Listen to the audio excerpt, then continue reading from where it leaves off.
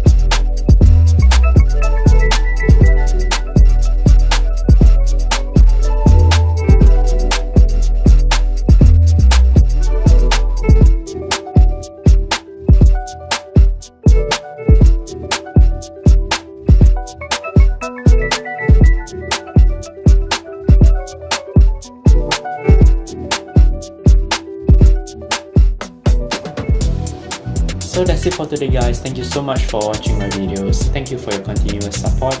And please remember to like and comment down below if you have any questions. Remember to subscribe to my YouTube channel if you haven't already. And I will see you in the next episode.